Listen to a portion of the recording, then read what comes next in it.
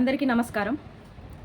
మొన్న జరిగిన జూన్ 20 తారీఖున జరిగిన విద్యార్థి నిరుద్యోగ మహాగర్జనకి వివిధ జిల్లాల నుంచి భారీ ఎత్తున తరలి వచ్చిన నిరుద్యోగులందరికీ ప్రత్యేక కృతజ్ఞతలు. అందరూ భారీ ఎత్తున వచ్చి ఆ సభని విజయవంతం చేశారు. చాలా సంతోషం. ఇక్కడి వరకు బాగానే ఉంది. అయితే అక్కడ మనము ఆ సభకి వివిధ పార్టీల పెద్దలను కూడా మనం పిలవడం జరిగింది. ఎందుకు అంటే మనం అధికారాన్ని కోరి తెచ్చుకున్న ప్రభుత్వం అధికారంలో ఉండి నిరుద్యోగులకు న్యాయం చేయట్లేదు కాబట్టే మనము ఇతర పార్టీల మద్దతుతో మనం ముందుకు వెళ్దామనే ఉద్దేశంతో మనం అన్ని రకాల పార్టీల పెద్దలను మనం పిలవడం జరిగింది. అయితే వచ్చారు, వాళ్ళు కూడా వచ్చారు. ఇక్కడ దాకా బాగానే ఉంది. మరి ఎందుకు మనము నిరుద్యోగుల మధ్య ఐక్యత లేకనా లేకపోతే ఇతరత్ర కారణాలా తెలియదు, కానీ మధ్యలో కొంచెం అందరం బాగానే ఉన్నాం. అందరం మాట్లాడుకున్నాం. నిరుద్యోగులు అందరూ కూడా వాళ్ళ సమస్యలు చెప్పుకున్నారు.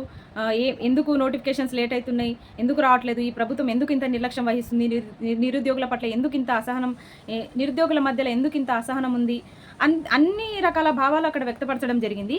కానీ మధ్యలో ఒకసారి కొంతమంది నిరుద్యోగులు బీజేపీ ఎమ్మెల్సీ అయిన అంజిరెడ్డి గారిని ప్రశ్నించారు. అంతే, ప్రశ్నించారు. గుర్తుపెట్టుకోండి, ప్రశ్నించారు.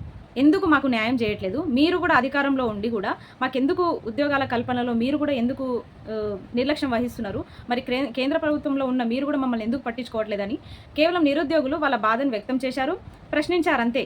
కానీ కొన్ని పత్రికలు, కొన్ని ఛానల్స్ వివిధ రకాల థంబ్నెయిల్స్ పెట్టి అంజిరెడ్డిని ఉతికారేసిన నిరుద్యోగులు, అంజిరెడ్డిని పరిగెత్తించిన నిరుద్యోగులు అని చెప్పేసి ఇలాంటి థంబ్నెయిల్స్ పెట్టి ఇలాంటి టైటిల్స్ పెట్టేసి రాస్తున్నారు. ఇది అవాస్తవము. ఎవరిని ఎవరు ఉరికించలేదు, ఎవరిని ఎవరు పరిగెత్తించలేదు.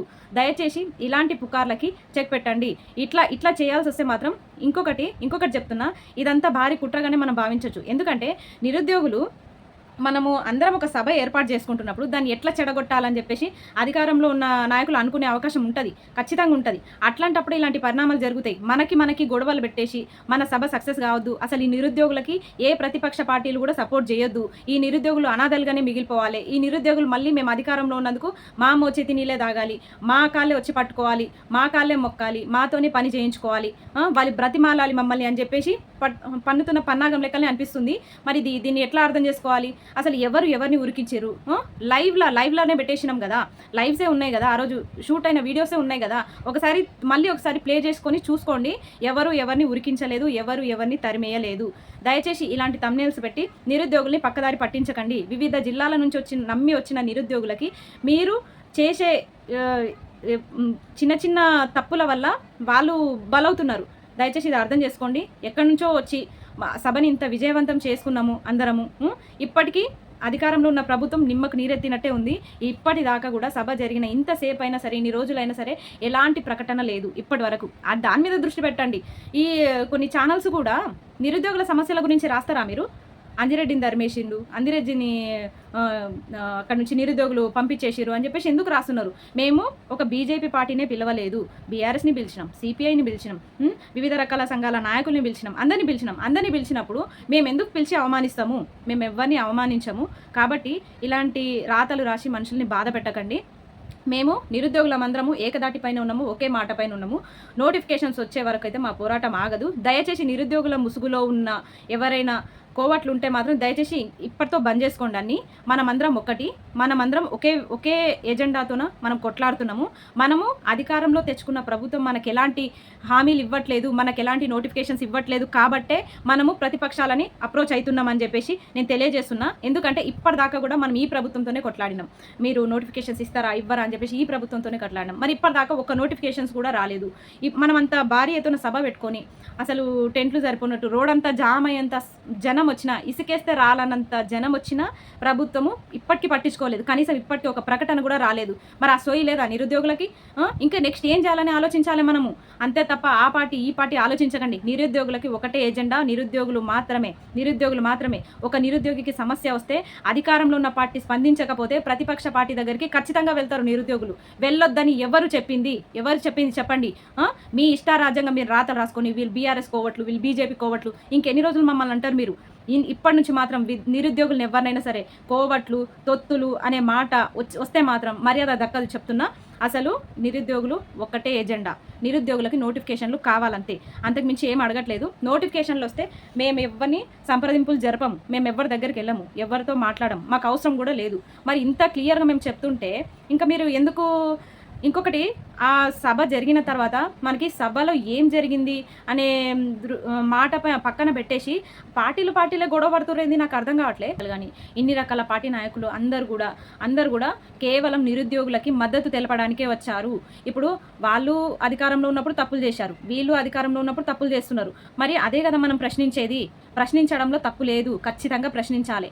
కానీ ప్రశ్నించినందుకు ఇక్కడ నిరుద్యోగులని ఇట్లా తరిమి కొట్టిరు, ఊరికిచ్చి కొట్టిరు అనే మాట రాయడం తప్పు అంటున్నా, అంతే. దయచేసి ఇలాంటి రాతలు రాయకండి. ఎవరిని తరిమి కొట్టలేదు, నిరుద్యోగులం కేవలం ప్రశ్నించినాం అంతే. దయచేసి ఇది దృష్టిలో పెట్టుకొని ఇలాంటి రాతలు రాయకండి. మరీ వేడుకుంటున్నాం మిమ్మల్ని. ఎందుకంటే మా నిరుద్యోగుల సమస్య పక్కదారి పడుతుంది. ఓన్లీ ఈ రాజకీయ పార్టీల గొడవనే వస్తుంది. నిరుద్యోగుల సభను మొత్తం పక్కదారి పట్టేసి, మా సమస్యల్ని పక్కదారి పట్టేసి కేవలం ఆ పార్టీ వాళ్ళని ఈ పార్టీ వాళ్ళు అన్నారట, ఇట్లా పోతుంది. కాబట్టి దయచేసి ఇట్లా డైవర్ట్ చేయకండి. మేము నిరుద్యోగులము నోటిఫికేషన్స్ కోసమే ఫైట్ చేస్తున్నాము.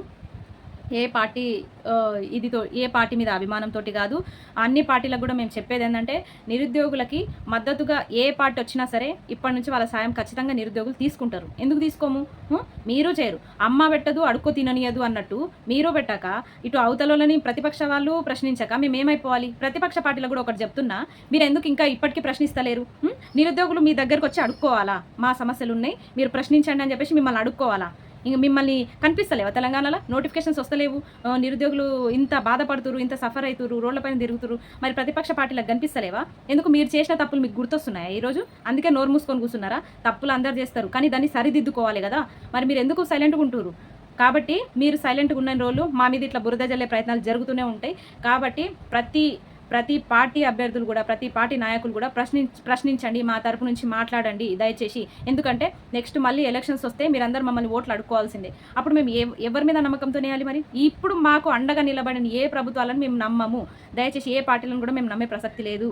కాబట్టి మీరెవ్వరైనా సరే నిజంగా మీరు నిరుద్యోగులకు న్యాయం చేయాలనుకుంటే మాత్రం ఖచ్చితంగా ఇప్పుడు మాకు అందరూ మా తరపు నుంచి సభలలో అన్ని ఇదిలో మీరు ప్రశ్నించండి. నిరుద్యోగులు కూడా ప్రశ్నిస్తున్నారు అంతే. ప్రశ్నించే దానికి మీరు రాంగ్ డైవర్ట్ చేసేసి తరిమి కొట్టిరు, ఇదంతా రాతలు రాయకండి దయచేసి. మరీ చెప్తున్నాను, ఎవరు తరిమి కొట్టలేదు. ప్రశ్నించడం విద్యార్థి హక్కు.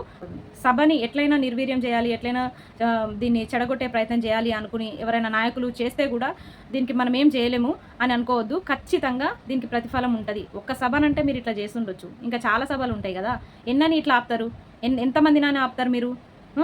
విద్యార్థులు అక్కడికి వచ్చిన నిరుద్యోగులు ప్రశ్నించిర్రు, దయచేసి గుర్తుంచుకోండి అంతే. ఎవరిని తరిమి కొట్టలేదు. ఇంకొకసారి తరిమి కొట్టిర్రు అనే మాట మాట్లాడకండి.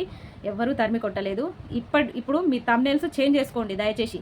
ఎందుకంటే మీరు చేసే చిన్న మిస్టేక్స్ వల్ల, ఇలాంటి రాతల వల్ల మా నిరుద్యోగుల పైన ఎఫెక్ట్ పడుతుంది, అక్కడికి వచ్చిన చాలామంది పైన ఎఫెక్ట్ పడుతుంది. పార్టీల కోసం, పార్టీలు కొట్లాడుకోవడానికి పెట్టిన సభ కాదు ఇది. నిరుద్యోగుల సమస్యలు చెప్పుకోవడానికి పెట్టిన సభ. అదే జరిగింది అక్కడ. నిరుద్యోగుల సమస్యలే చెప్పుకున్నారు అంతే తప్ప కొంతమంది ఆవేశపడిండొచ్చు. ఆవేశంలో కూడా వాళ్ళ బాధని అర్థం చేసుకోండి దయచేసి. వాళ్ళ బాధ అట్లా వ్యక్తపరిచిరు అంతే తప్ప ఎవరు కూడా కావాలని చేయలేదు. ఒకవేళ కావాలని ఎవరైనా చేసినట్టు చేయించినట్టు ఉంటే ఖచ్చితంగా వారికి గుణపాఠం కూడా ఉంటుంది నిరుద్యోగుల తరపు నుంచి.